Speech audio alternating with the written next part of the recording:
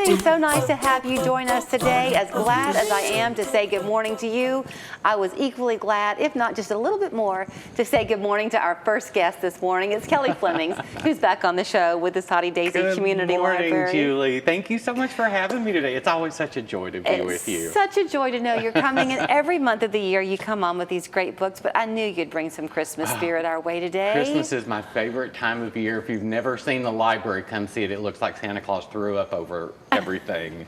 It is just so exciting this time of year. So I was sharing with some friends, and actually it was on the air. We did this kind of women's show not long ago, and we were talking about our indulgences. And my primary indulgence for myself is I let myself for 30 minutes every morning read. Before my family gets up, it's just me on the sofa with a book and a cup of coffee, and it kind of starts my day. I've never been one, though, Kelly, to read a Christmas book at Christmas. So I'm really interested to see what you brought. Well, I think Christmas books get a bad rap because they, it's like it's only for this time of the year, and I think good Christmas books have a message year-round. Good point. Because it's about the joy and the love. And sometimes in the middle of June, you need a little bit of love. Yeah, or you just read it in this season, but you remember it. Exactly. In June or carry July. it in your heart. So this one, the Christmas box, has been on my mind, and yet I've never read it. This year is actually its 30th year being out. It was published in 1995, and I love the book. Honestly, it's not for everyone. A lot of people consider it a little sappy.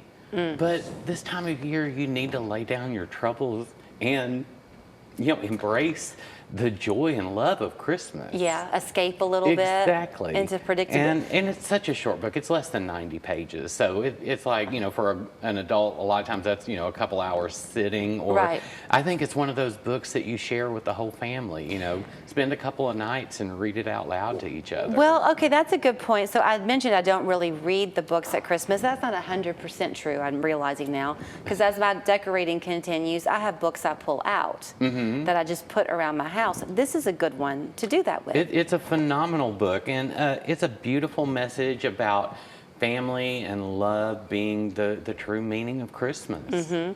For children, you are going to read Christmas books with your children. Yes, and people at the library know that I have a problem with children's Christmas books because I can't stop buying them. Yeah. In fact, I've got 6 cases of Christmas books. What? Just the picture books. So trying to pick one out for today is tough. But this is one of my latest favorites. It's called The Day Santa Stopped Believing in Harold. And I think one of the saddest things for a parent is when your kids, stop believing. Well, in this book, Santa stops believing in Harold, this kid. Harold doesn't exist. There's no way he could. And so when he's sneaking into Harold's house, Harold has stopped believing in Santa. They run into each other. And it's almost like that M&M commercial where like they run, he's real, and they both pass out. It's just a fun story, but it's to remind you to believe in Santa. Yeah, I remember with my younger daughter when she was not so sure, and her friends would maybe quit believing before she did, and that was great concern for her because she very much wanted Santa to come to their house. And I remember saying to her that it's perfectly fine because Santa knows it's going to happen, and if they choose to start believing again, he'll come right back. It doesn't offend him any, and that's kind of what that reminds me of. Oh, very cool. I could be wrong, but what's this one, A Boy Called Christmas? This one, it's a young reader, middle grade, so we're looking 4th through 7th, but the story is beautiful. In fact, Netflix made a movie out of it. Oh. But it's an origin story of how Santa Claus became who he was, but the majority of the book takes place in his childhood and the formative things that have happened to him. And Matt Haig, the author, this is his first, and to my knowledge, only kids book.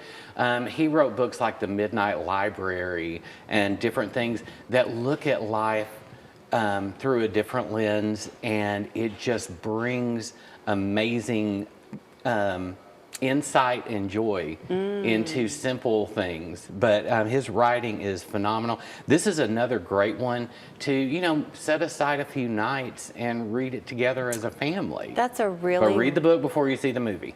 Oh, always. Always. The book is always better, no offense to the movie. They did a brilliant job with the movie, but if you can read it first and then share the movie as a family, it's going to be even more impactful. So I will say this, I've said it before, Kelly's library is one that is a free gift for you to enjoy year-round. If you're watching, you can be a member of his library. You don't have to live in the zip code, right? Doesn't matter where you live. Come join the family. He began with something like 4 books and a belief in himself and their mission, and now it's how many items? Now we've got about 25,000 items, but that includes puzzles and games and movies and bakeware and garden tools, a seed library. And then they do so much in the community there that the ripple effect grows and grows and grows. So just like you read this book in December and you'll think about it in June, you become a member of his library and you'll just always have something to enjoy. You'll always have a place to go. Merry Christmas to you. Merry Christmas. You're my first person to say Merry Christmas to this season. Oh, I am honored and touched. As am I.